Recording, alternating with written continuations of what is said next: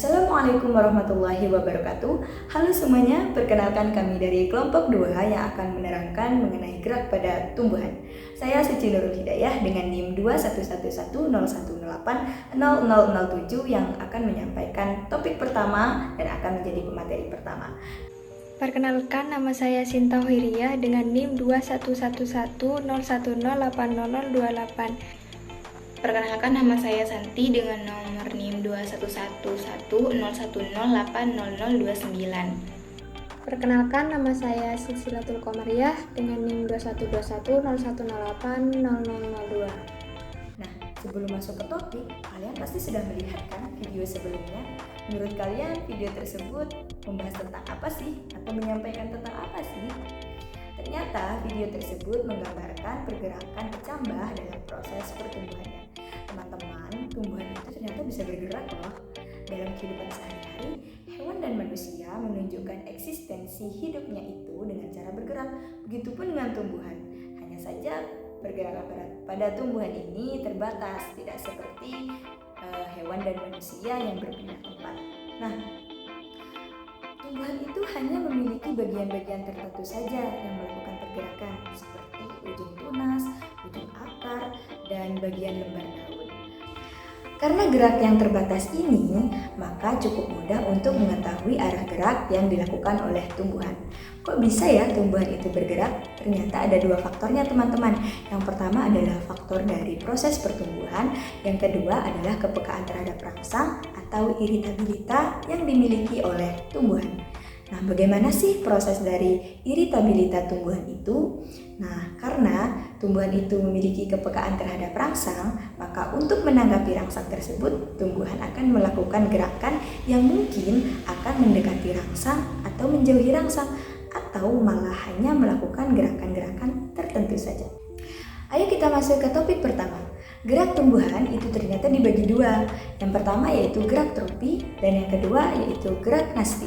Gerak tropi merupakan gerak yang dipengaruhi oleh rangsang, sedangkan gerak nasti adalah gerak yang tidak dipengaruhi oleh rangsang. Mari kita bahas satu persatu. Gerak tropi berdasarkan sifatnya itu dibagi menjadi 4. Yang pertama yaitu tropi positif, yang kedua tropi negatif, yang ketiga plagiotropi, dan yang keempat diatropi. Nah, tropi positif itu merupakan gerak yang menuju ke arah rangsang. Contohnya seperti geotropisme. Geotropisme itu merupakan gerak yang dipengaruhi oleh gravitasi. Nah, jika gerak tumbuhan mendekati gravitasi atau menuju ke arah gravitasi, itu dinamakan dengan geotropisme positif dan dikategorikan sebagai tropi positif. Nah, selanjutnya yaitu tropi negatif. Nah, tropi negatif ini merupakan gerak yang menjauhi rangsang. Gerak ini contohnya itu seperti batang, seperti pertumbuhan batang. Jika dalam geotropisme pertumbuhan batang itu termasuk dalam geotropisme negatif karena pertumbuhannya melawan gravitasi dan dikategorikan sebagai tropi negatif. Sedangkan selanjutnya yaitu plagiotropi. Plagiotropi yaitu gerak yang arahnya membentuk sudut lancip dengan arah datangnya rangsang. Nah, yang keempat yaitu diatropi, merupakan gerak yang mengacu pada pertumbuhan vertikal dan secara tegak lurus dari gravitasi. Selanjutnya adalah topik kedua, yaitu tentang gerak tropi berdasarkan jenis rangsang. Yang pertama adalah fototropisme. Fototropisme itu adalah gerak yang disebabkan oleh rangsangan berupa cahaya matahari. Fototropisme sendiri itu berkaitan erat dengan zat tumbuh yang terdapat pada ujung tumbuhan yang disebut dengan auksin. Pada sisi batang yang terkena cahaya, zat akan tumbuh lebih sedikit daripada sisi batang yang tidak terkena cahaya. Akibatnya, sisi batang yang terkena cahaya akan mengalami pertumbuhan lebih lambat daripada sisi batang yang tidak terkena cahaya, sehingga batang membelok ke arah cahaya. Contoh dari fototropisme sendiri itu adalah pertumbuhan koleoptil rumput menuju arah datangnya cahaya. Koleoptil sendiri itu merupakan daun pertama yang tumbuh dari tanaman monokotil yang berfungsi sebagai pelindung lembaga yang baru tumbuh. Lalu yang kedua adalah gravitropisme. Geotropisme sendiri itu adalah gerak tropisme yang disebabkan oleh rangsangan gaya gravitasi bumi. Gravitropisme ini dibedakan menjadi dua, yaitu geotropisme positif, yaitu jika gerak responnya menuju ke bumi atau menuju ke bawah, misalnya gerak pertumbuhan dari akar.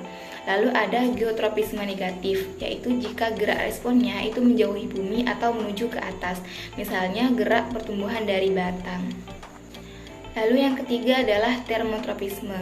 Termotropisme itu adalah pergerakan pertumbuhan tanaman yang dipengaruhi oleh rangsangan berupa panas atau perubahan panas. Sebagian dari ujung batang tanaman itu akan tumbuh dan bergerak ke arah sumber panas apabila suhunya rendah. Namun bila suhunya tinggi, ujung batang akan menjauhi sumber panas tersebut. Nah, salah satu contoh dari termotropisme itu adalah pertumbuhan dari daun tanaman rhododendron yang dapat menjadi keriting dan menunduk ke bawah apabila suhu dari lingkungannya itu mencapai -1 derajat Celcius. Selanjutnya adalah teknotropisme. Ini adalah pergerakan pertumbuhan sel tanaman yang dirangsang oleh sentuhan. Contoh dari teknotropisme sendiri itu adalah pertumbuhan tanaman sulur seperti anggur dan tanaman yang pertumbuhannya itu merambat dan memiliki sulur yang membelit bagian dari perempangnya. Nah, adanya kontak sulur tersebut itu merangsang sulur untuk tumbuh melilit karena terjadi perbedaan kecepatan pertumbuhan karena sel-sel yang terkena sentuhan akan memproduksi auksin dan pertumbuhannya menjadi lebih cepat sehingga membengkok dan melilit sumber sentuhan tersebut. Lalu yang selanjutnya adalah kemotropisme. Kemotropisme itu adalah gerak bagian tumbuhan karena rangsangan zat kimia. Jika gerakannya mendekati zat kimia tertentu, itu disebut dengan kemotropisme positif. Misalnya gerak akar menuju zat di dalam tanah.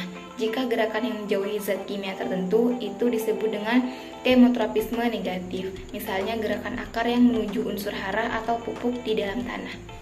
Hidrotropisme ini adalah gerak bagian tumbuhan karena rangsangan air. Jika gerakan itu mendekati air, maka disebut hidrotropisme positif. Misalnya, akar tanaman tumbuh bergerak menuju tempat yang banyak airnya di tanah. Dan jika tanaman tumbuh menjauhi air, disebut hidrotropisme negatif. Misal, gerak pucuk batang tumbuhan yang tumbuh ke atas air. Respon tumbuhan ditentukan oleh stimulus gradien atau konsentrasi air atau kelembapan. Kelembapan menyebabkan membeloknya akar ke daerah yang mengandung air dengan konsentrasi yang lebih besar. Pengamatan terkait hidrotropisme ini belum banyak berkembang karena bagian tumbuhan yang mendapat pengaruh adalah akar. Tetapi jika dibandingkan dengan pengaruh gravitasi, pertumbuhan akar ke bawah lebih dimungkinkan karena adanya rangsangan gravitasi dibandingkan rangsangan air. Misalnya gerakan akar kaktus untuk mencari air. Yang kedua, reotropisme. Reotropisme ini adalah gerakan yang dilakukan oleh tanaman atau organisme hidup lainnya sebagai respon terhadap arus air.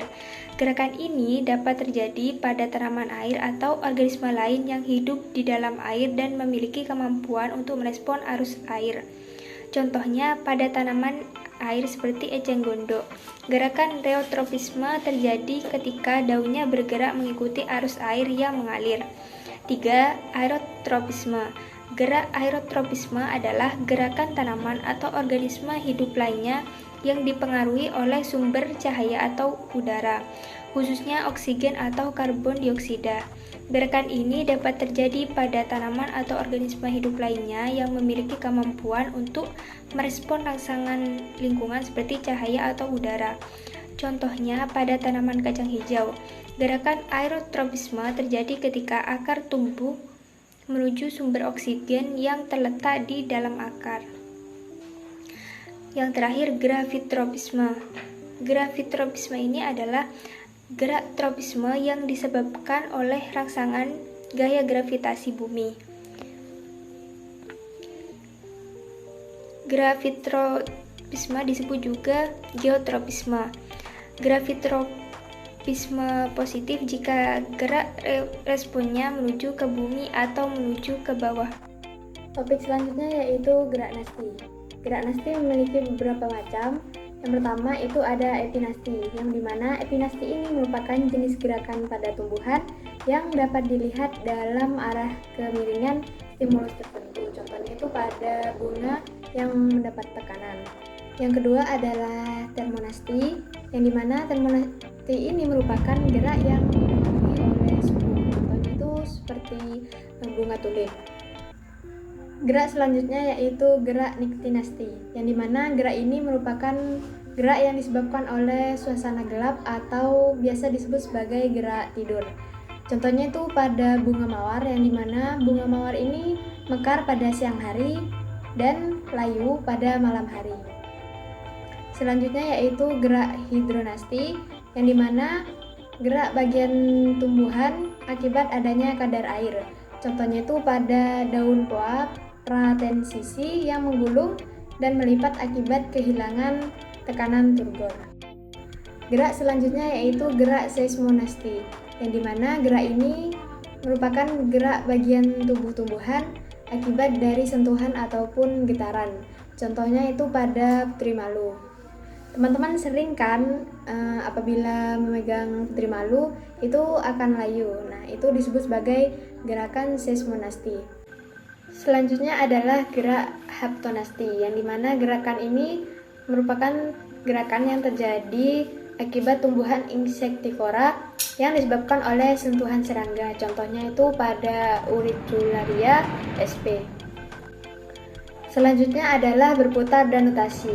Gerak berputar contohnya itu pada daun kacang yang membuat rotasi. Sedangkan gerak rotasi adalah gerak ujung organ pada tumbuhan yang sedang tumbuh seperti sulur batang yang bergerak melingkar di udara. Contohnya itu seperti anggur. Sekian penjelasan dari kelompok kami, kurang lebihnya kami mohon maaf. Wabillahi taufik wal hidayah. Wassalamualaikum warahmatullahi wabarakatuh.